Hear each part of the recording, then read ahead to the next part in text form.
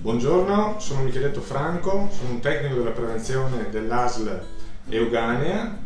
Mi occupo tra le altre cose anche dell'ispettorato micologico, quindi seguo tutti i controlli sui funghi, sia nella fase di commercio sia per i privati cittadini.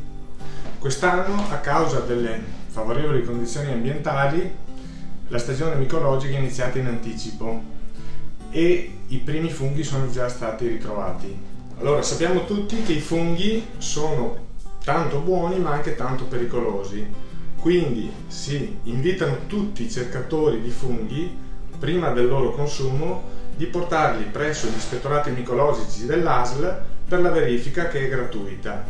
Si tratta di rispettare delle semplici regole che consentono di evitare pericolose intossicazioni. Allora, prima regola, far sempre controllare i funghi da esperti micologi delle ASL o delle associazioni micologiche.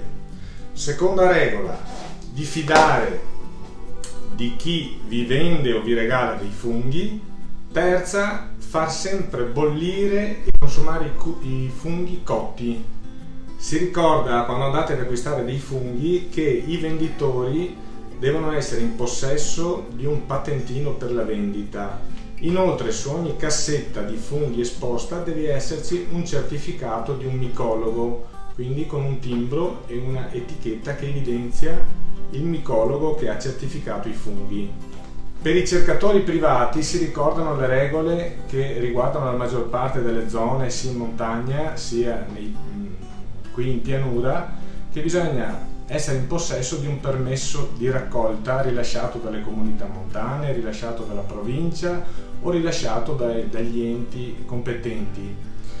In genere questi permessi consentono la raccolta di massimo 2 kg al giorno.